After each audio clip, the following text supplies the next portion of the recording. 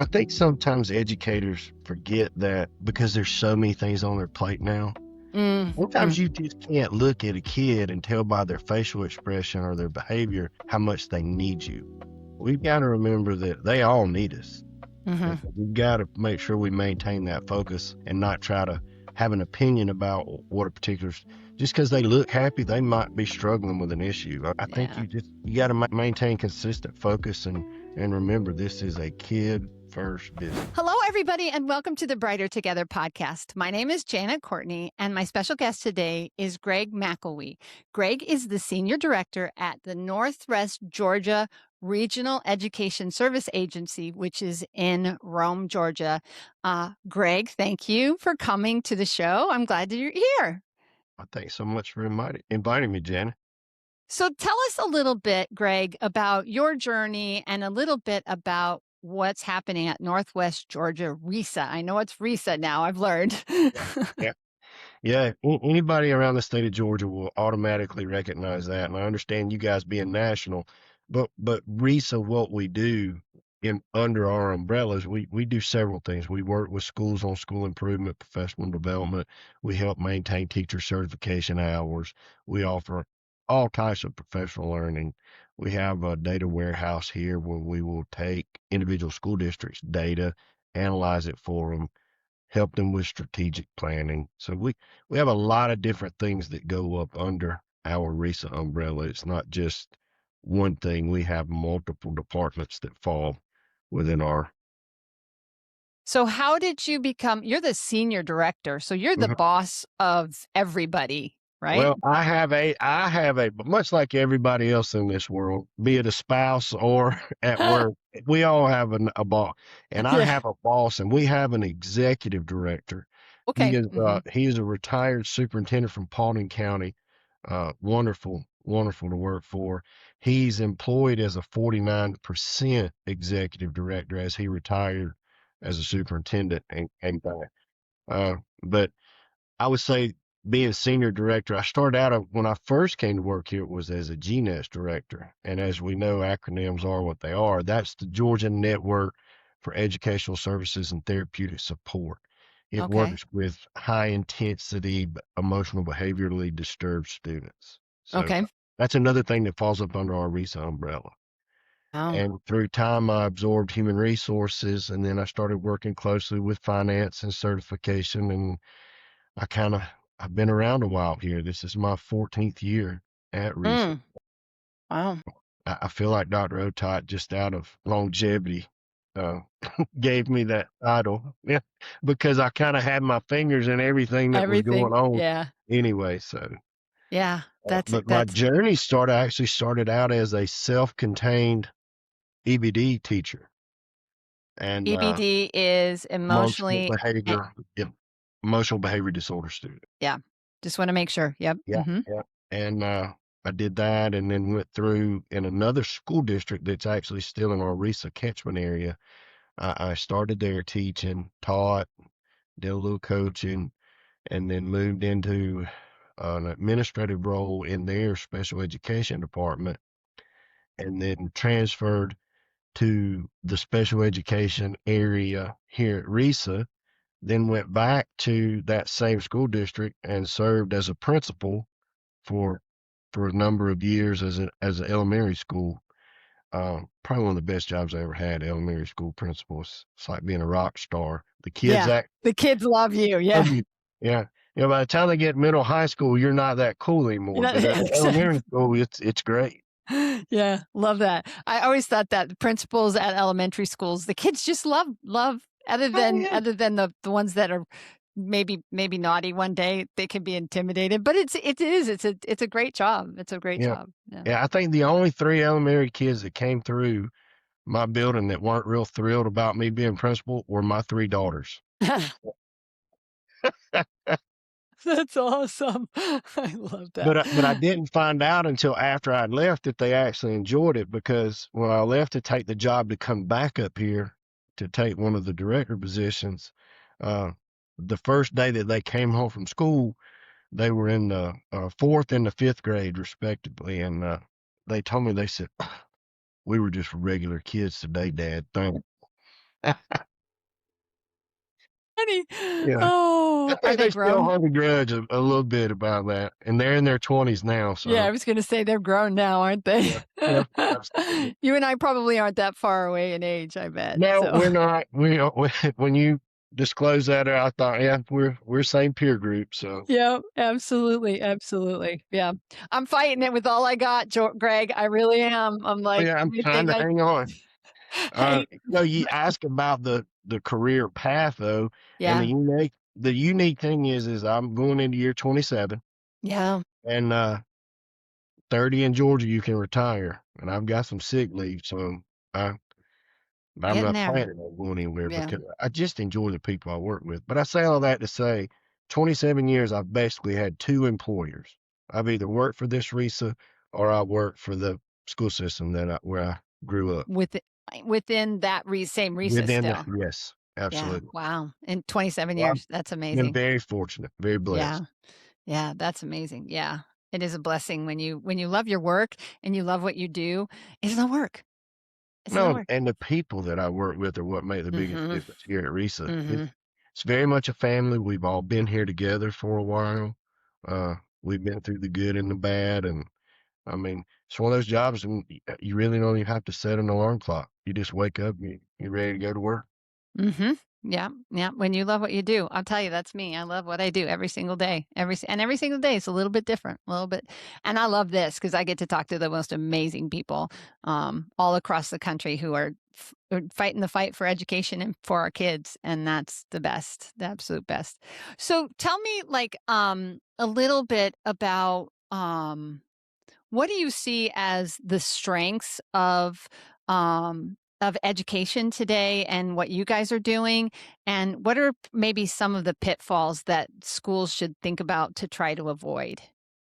Well, probably one of the biggest thing, and this is a big bill. There are tons of bills in Georgia in our current legislative session, Yeah. and many of them, the real focus in Georgia right now is early childhood literacy, safety, and teacher retention. Yeah. I would dare say that's probably a national problem. Mhm. Uh, you don't see many people, be it education or any other field, this younger generation doesn't come in and do the same job for 30 years. And so teacher retention is a huge thing in Georgia. And we've got several bills in Atlanta that are being processed to try to help with that. We've got numerous things being done by Brian Kemp is our current governor, and he's been two-term governor, been extremely, extremely supportive of public education and teachers Love throughout that. his term. And one of his big things has been the safety. He's been giving safety grants and safety dollars, earmarking things so that people can put in systems to enhance the safety of the buildings. Because we all know, and I go back from when I started in education, having a code or a card just to scan or get in a building, that was unheard of when I Yeah. started. I mean, people were coming inside doors and campuses were not at all secure. We know how times have changed. So Yeah. I think the pitfall there is for years, we wanted education to not feel institutional in our buildings. But because of safety concerns, I feel like it's become a situation where it kind of borders on that to some degree because you have to maintain that safe environment or the rest of Mhm. it's irrelevant. Yeah. Yeah. There's nothing worse than seeing a school shooting and Uvalde in Texas. I'm in Texas, and it just breaks your heart, and it's oh, I can't even talk about it. We need to not talk about it because Yeah. it just makes me wanna cry. But Well, it's sad that that's what we have to do. It's really sad that we have to do I that. get back to my time as a building principal. I mean, although it wasn't that long ago, in terms of current events, it was a long time ago Yeah, because right. we tried Yeah, to maintain campus safety, but the thought of that happening was just, you're like, it's not going to happen in no, Cedartown, Georgia. right, That's something that happens somewhere else. It's not something I'm going to have to deal with. right, right. But that's not the reality that we know No, now. no, Yeah, you no, never know. absolutely not. You No. never know. Yeah. Yeah. Oh. Oh, yeah. That's another thing we do here at RESA. We run basically a safety job alike consortium, and we have our regional GEMA person come in and does presentations, and we coordinate activities. We allow, like, a lot of our districts have their own police officers that they Mhm. employ for their district. And so a lot of those people will come, and it just gives them an opportunity to come together, share ideas, they'll coordinate, just because it's difficult for those guys in the education world to have a peer group to talk to because Right. it's such a different environment. Yeah. So, Yeah. Yeah, I wonder I'll have to talk to I have a friend that's a Corpus Christi Police Department police officer, good friend, really good friend. Actually, I had dinner with him last night and his wife, and I'll have to ask him about that because I'm sure that Corpus Christi has something similar, and I don't know how that works here. I'm just, out of curiosity because I remember, when the last time I was in a brick and mortar. Now, I've been doing teletherapy since 2011, but we at the middle school and the high school, because I was mostly at the middle school and high school, we always had police presence. And it was just a part of it. It was just the life that you had and how you lived, but it was all about keeping the kids safe. We wanna keep the kids oh, safe. Yeah, 100%.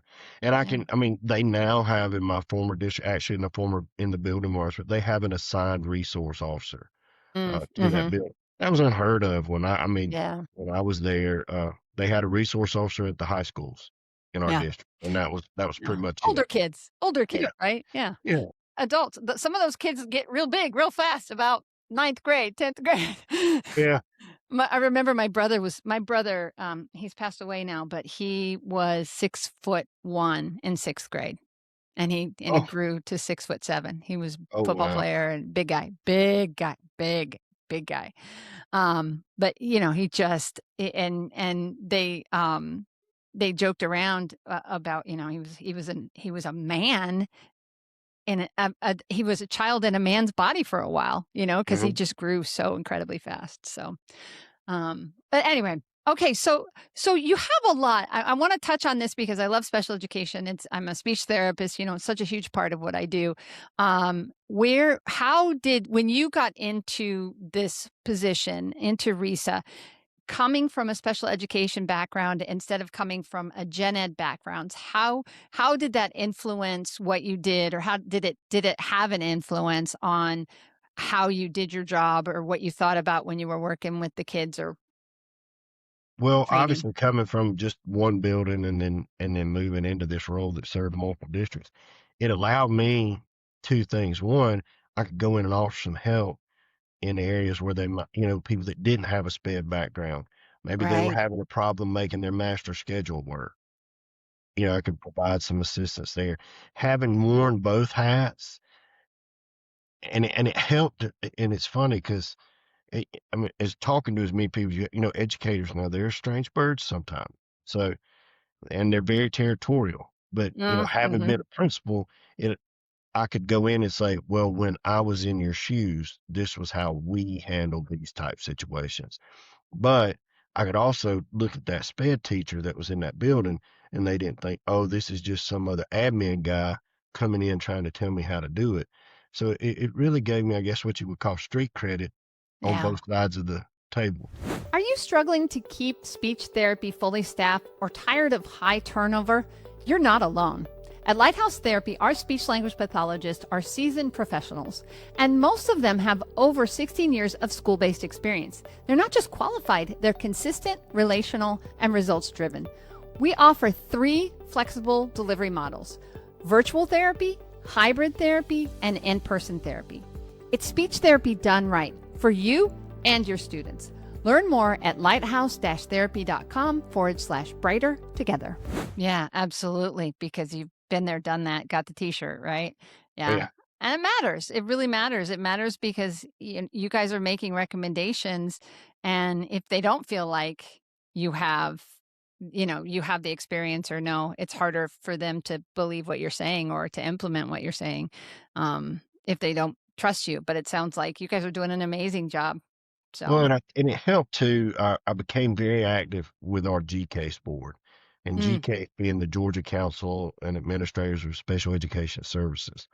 I actually was president of GCASE in 2018 for the for our statewide organization. And that allowed me to have some experiences around the nation by going to various case Oh, conferences, yeah. Mhm. conferences. So Yep. then I could come back to our area and say, well, they've got these kind of special things going on in Utah or, you know, Oregon, just some different perspective and being able to have contacts in those areas. Like if I'd have a person in our RESA reach out and I say, well, I actually have a person in Tennessee. Let me make a phone Mhm. call. So, Mhm. GCASE has been a wonderful experience for me. I've been on that executive board for a while, and then going through their presidential rotation was also something that I'm really proud of and glad that I got to experience. Yeah. We Lighthouse Therapy was at GCASE, both the fall and the spring. I think we just, did a present did had a booth. It was fun. We had a good time. We had a really Well, good. and I think that's how you and I ended up getting connected Yeah. was because I stopped and talked to an old friend, John Higby, Yep. Yep. while he was at GCASE, and Yep. I Yep. think that was when the Absolutely. ball started rolling towards this Yeah. meeting. Yeah, absolutely. And, it's so fun because there are so many amazing things that you get when you get to talk to people and you get to network and just be able to have those, because we're all working towards it. We're all working towards helping the schools, helping the kids, helping the therapists, helping the teachers, all of it. It's amazing. Yeah. Yeah. Well, And I that's love one the big fact that you team. are so involved. It's one big team, Yep. uh, Mhm. and I think when you have, I feel like my job as a leader sometimes when I do touch so many different pockets of the work is to make sure that everybody still remembers we are all, nobody's trying to take anything, but we're all on the same Very team, good. and the Yeah. goal is always going to be the same. It's always going to be about kids. Yep. Yep. Absolutely. And that's, it's even for us, our mission. And I always tell people it's like I've got two customers, I've got the schools that we work for, and that we contract with is one customer. And the other customer is the therapist, then the special education teachers that we hire. But both of those, the reason that both of those are involved is because we come together for those kids. For the betterment, our mission is to be a therapy company run by therapists for therapists for the betterment of students. It always, and the great thing, George, is when we talk about success here, it's how many children have we served? Hmm. How many lives have we touched? When you're a servant, and I think that's the thing about education and about teachers is we have a servant heart, right? We've Oh, been for sure. given that gift of being a servant, and serving others is just it's a part of your DNA. It really is, I think. Well, and I feel like, and especially when it comes to special education and working with exceptional students, it's almost like a calling. And Mhm. and you'll know pretty quickly whether this is the world you belong in or not. Right. Yeah. Yeah. I tell people it's like I'm people call me an entrepreneur, people call me a CEO, people call me a business owner. I call myself a speech language pathologist first and foremost, Well, I noticed you led with that. Yep, because it's just who I am, even though I don't get to see kids face to face every single day anymore like I used to. And God made it clear to me, you could serve 55 kids as a speech pathologist. As the CEO and owner, you get to serve 3,600. What do you think is the right way to go, Janet? I'm Oh, like, yeah. okay, I Yeah. get it. Yeah. But it was hard for me to step away from the classroom. I'm sure it probably was hard for you too. It's a Oh, transition when you go into administration for sure. oh, for sure. I mean, and I tell this story sometimes. Probably I was when I was in the classroom, and then even when I was still like wasn't like a director position, but it was a coordinator type position when I was at central office. I still say when I got my first principal's job, the loneliest experience you'll ever have as a principal is when you are a social person and the first day of teacher planning and everybody goes to lunch. Because guess who's Mm, not getting invited to lunch? Nobody mm. wants to go with the principal. So you just it was it was kind of like that first, kind of aha Gestaltian kind of Yeah. I was like, yeah, I have to fend for myself now. Yeah. But that's when other organizations become important too, because you do network with other people that are doing the same thing you are. And you've got to have them. You've got to have people around you that are fighting the same battle that you are and talk. And I think that's why this platform that I've created here is so important because people need to know that there are so many other people out there that are struggling with the exact same things. Mhm. And it doesn't matter if you're in Georgia or in Washington or New York or California or Hawaii for that matter. It's all they're Alaska. They're all kids and they all need us and they all need to know that somebody cares about them and that we want what's best for them. And if you look at the media, they make it sound like we're out there doing the worst things possible to every single child we can get our hands on. And Oh, yeah. it's maddening. And that's why, it's like it's good to hear and it's good to know that you care and there are so many people that care. So Greg, where do people go if they want to learn a little bit more about Northwest Georgia RESA and you? We actually have a very, very interactive website they can visit, and it's www.nwgaresa.com. There's tons of information. You can see a lot of the different things that we do. You can go through our course catalog and look, and actually some of our trainings are virtual. The people, Nice. so they could go through that course catalog and look and just kind of see the different things that we're offering in this area. And we do needs assessments with our Hmm. districts and work closely with our superintendents. Our board is actually made up of the superintendents that are in our catchment area. Nice. And then we have Nice. some of the technical colleges and universities and the regional library rep. So that's where that's the basis of our board of control. So that's Hmm. in theory, that's who Dr. Otod is the main person that works directly with our board, much like a superintendent and board setup. Dr. Otod serves as our superintendent, and then we serve up under him at the will of the board. But we work closely with the board to kind of determine, and the needs in one county may be different than the needs Yeah, in of another. course. And we Yeah. try to do a good job of finding a good balance and serving because we actually have a couple of very large districts in ours, and then we have a couple of districts that hover around that 1,500 student mark. I've talked to superintendents and directors and um, special educators in schools of 200, like K-12 200, all the way up to thousands, because it's all the same. But they all have different needs. They all have different, but it's still education. So We are I always tell, definitely in the kid business. yeah, we are taking care of the kids. We are growing the next generation. It is so critical what we do. So, And I well, think sometimes educators forget that because there's so many things on their plate now. Sometimes you mm-hmm, just can't look at a kid and tell by their facial expression or their behavior how much they need you. We've mm-hmm, got to remember that they all need us. mm-hmm, And so we've got to make sure we maintain that focus and not try to have an opinion about what a particular, just because they look happy, they might be struggling with an issue. I think yeah. you got to maintain consistent focus and remember this is a kid first business. Yeah, and you never know when that one No, touch, that one word is gonna change somebody's day, somebody's life, somebody's whatever, you gotta and it's important. It's just so important. And we won't know. This side of heaven, we won't know until no. we get up to heaven and be with Jesus. That's my opinion.